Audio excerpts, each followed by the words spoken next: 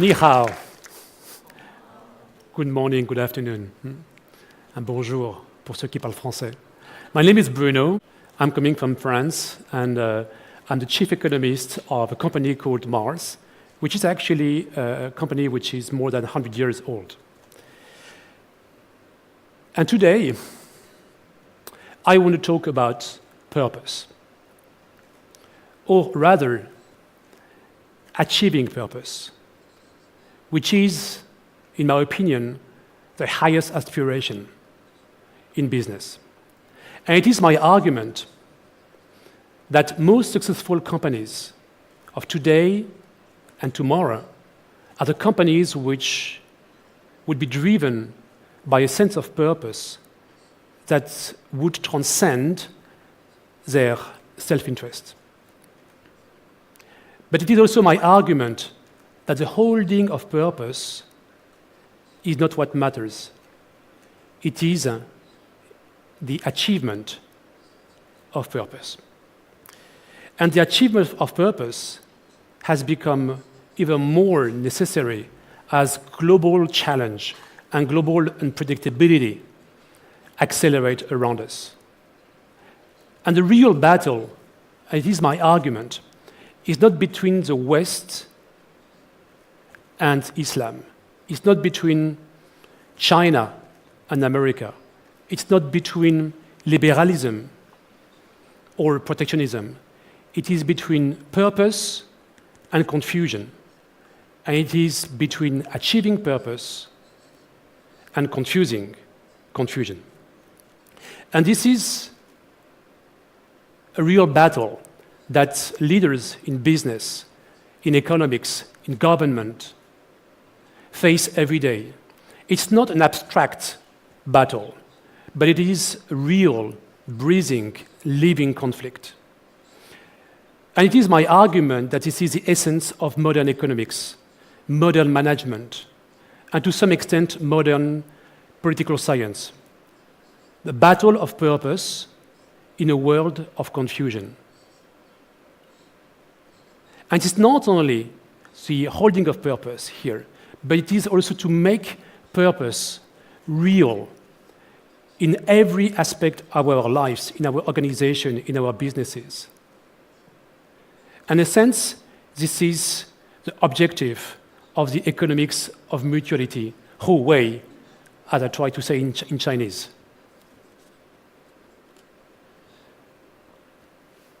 And the purpose of the economics of mutuality to respond to this question: can we transform performance, economic performance, societal performance, for people, for planet, and for profit, in that order? 10 years ago, 2008, we faced globally a major crisis, a crisis which actually shook up the pillars of society.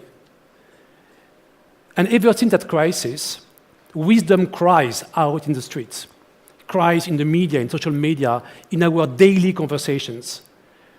And that narrative that we hear more and more is that there is a natural law in business and economics, that finance should be in service of the economy, and the economy should be in service of society.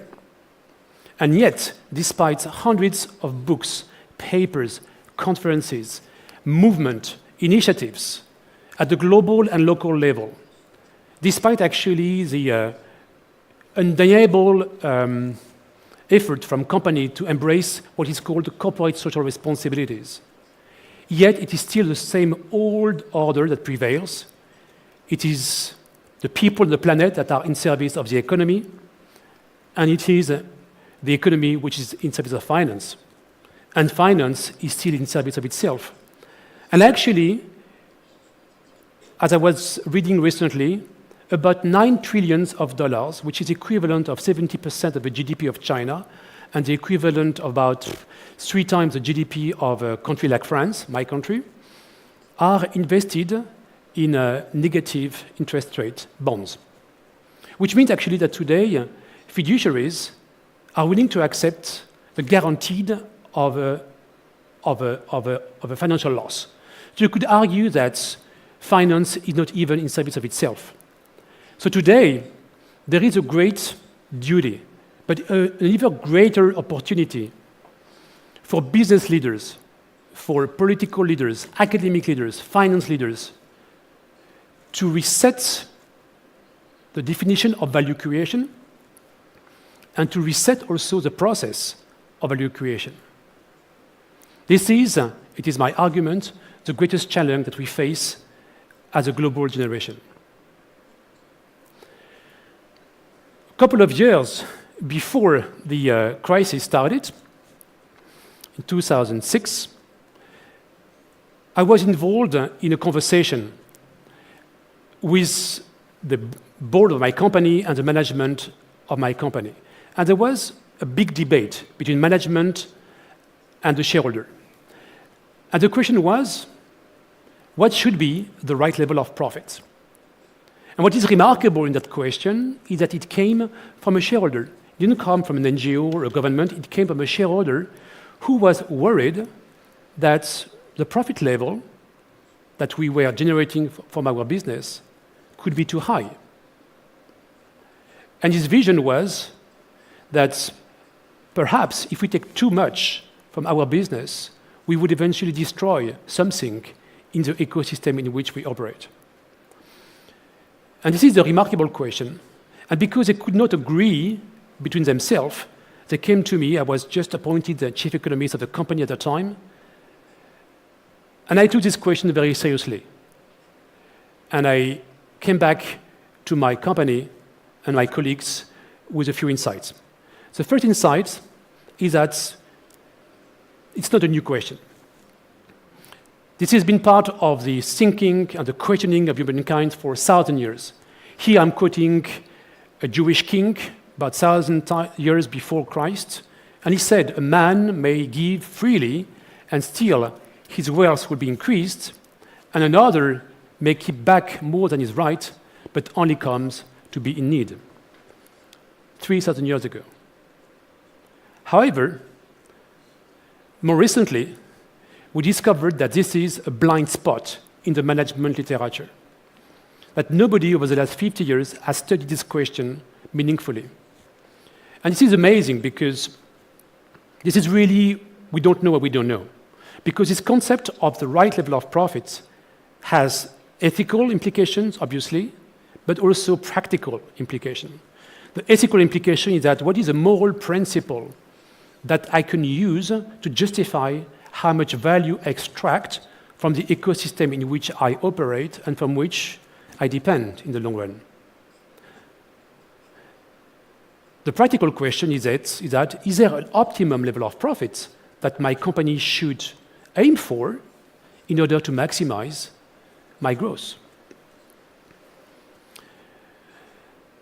Surprisingly, over the last 40 years, at least in the West, this question has been responded only in one way.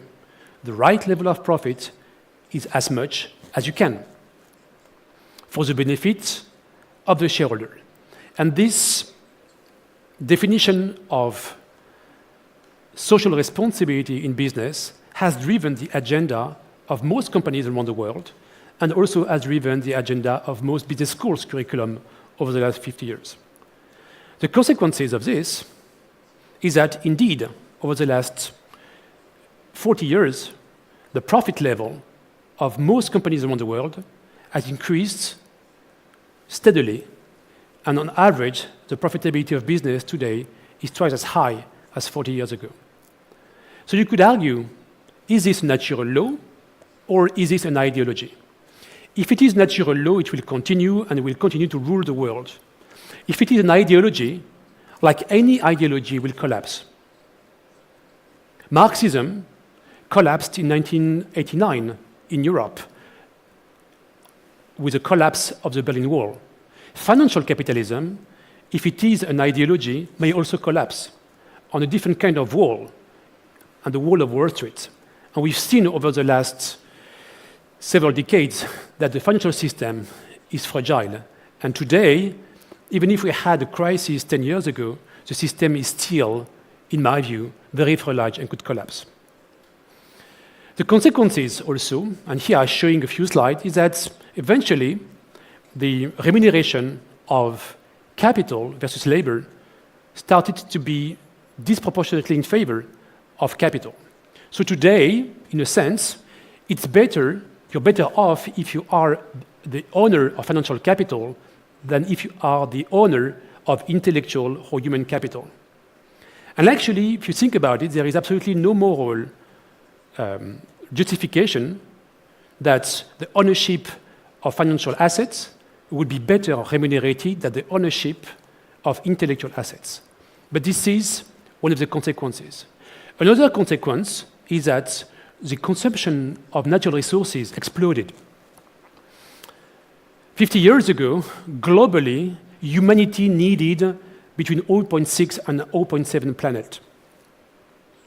Today, the whole of humanity needs between 1.6 and 1.8 planets.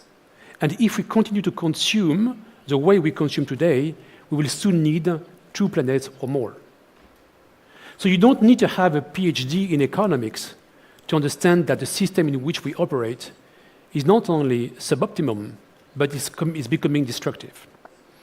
In parallel, over the last couple of years, actually, a series of surveys has been established which shows that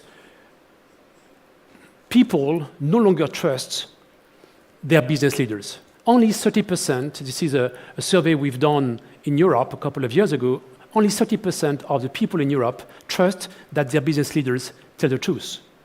So we have a deficit in the remuneration of labor. We have an excess consumption of natural resources, and we have a collapse of trust in the way we run our business. We are not in a good shape economically, and this is not the good news at all. In parallel, 4 forces are starting to shape the world. The first one is that new forms of scarcities have appeared over the last 50 years. And economics is nothing less or nothing more than the management of scarcities. 50 years ago, financial capital was scarce, but natural resources were overly abundant. So therefore, 50 years ago, it made perfect sense to develop a model, which is called financial capitalism, to address this form of scarcities. Today, 50 years later, financial capital is overly abundant to the extent that we have, in many countries, negative interest rates. But other forms of scarcities exist in the area of social capital, human capital, and natural capital. Yet, our economic model is still focusing on addressing a scarcity that no longer exists, while ignoring other forms of scarcity. This is number one driver. And again here, it is my argument that the economic model will have to shift. It's not an ideology, it is just a natural law. The only question is that how will this economic model will shift? Will it shift through catastrophic events, social unrest, or will it change through new knowledge? It is my argument that we are at a time where new knowledge is needed in economics. The second big event that took place over the last 50 years is the size and influence of multinational corporations. Today, many companies have more power and influence than nation states. And this is a new phenomenon which puts additional pressure on business. The last 2 forces is explosion of the middle class and also the shift to a digital economy, which is far less financial capital intensive than the previous service economy in which we used to operate over the last 50 years. So is there a future to capitalism? My answer is yes, but not in its current form. And a series of profound changes will have to take place in order to ensure that capitalism will continue to be a source of growth and a source of well-being. Because today, it is my argument that a capitalism which is based on profit maximization is not only become obsolete and outdated, but is becoming suboptimum, and even destructive. And it is also my argument that this change, this reset, will not happen from the top, but will happen from the bottom at the level of the business units, which actually today control much more power than nation states.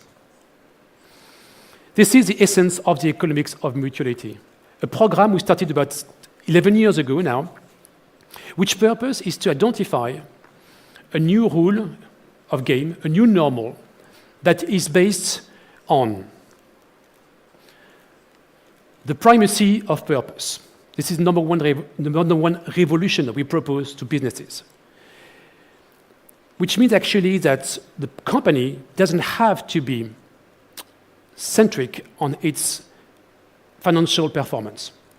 And when a company is focusing on the higher purpose and doesn't see itself at the center of the ecosystem, but sees itself as just one stakeholder of the ecosystem, and instead of owning, they decided to access. Instead of controlling, they want to orchestrate. Instead of being self-centric, they decide to be purpose-centric. Then that company is actually not only more performant in terms of impact on the people on the planet, but also outperforms financially. The second argument is that in order to make this happen, we have to develop a business model, which we call the Economics of Mutuality, which essentially is based on the understanding that businesses today are not only mobilizing and using financial capital, but they're also mobilizing other forms of capital. And as a business, your purpose is, of course, to give a rate of return to your financial capital, but as a business, your purpose is also to give a return to the social, human, and natural capital that you mobilize. And what we have found over the last 10 years of research we've done with my company and a dozen of great academic institutions around the world is that there are 4 types of capital that explain any kind of economic prosperity.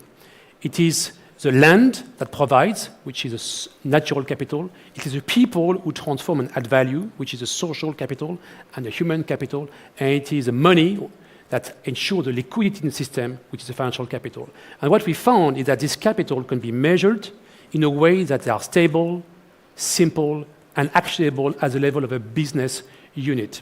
The second breakthrough is that when the business invests in interventions to grow the social, human, natural capital in their ecosystem, not only they have a better impact on planet and people, but they also outperform financially. So you don't have to make a trade-off between doing good and doing well. You can do better, actually, financially, by doing good. At the core of this innovation is what we called the mutual P&L. And for those of you who are in business, you know that accounting is where actually we measure value and we manage value. So we propose here a new definition of profit, a new mode of profit construction to ensure that the purpose of your company and the practice of your company are aligned with the modes of profit construction. We tested this economics of mutuality in very different business conditions, in extreme business conditions among the poor of the poor and among the rich of the rich. And we found every time, based on our own research, but also our practical experience, that companies that even apply this principle imperfectly or incompletely outperform financially.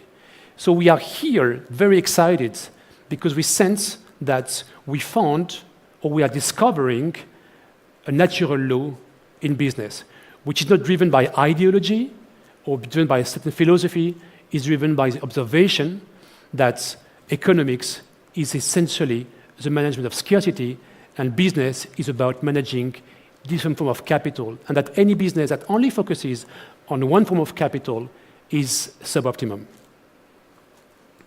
I will go quick. We tested it in many geographies. We had a chance to work with the best university around the world. We have a very specific partnership with Oxford University where we teach now this model. And we are now, very humbly, trying to launch a global movement among business and academia. And I'm talking here about business and academia for a purpose. People perish because of lack of knowledge. So it's important to educate, to raise the awareness like we are doing today, but also to educate before we implement. So why should you care? Why should I care? Because I am, you are the first generation who will not be able to say, I didn't know. You should care because we pass the time for marginal improvement on the periphery of your business through charity programs or through corporate social responsibility program. Because it's important as business leaders, as leaders of finance, academia, government, that a reset is necessary to ensure that the world in which we live will continue to be a source of well-being and prosperity for our generations and for the next generation.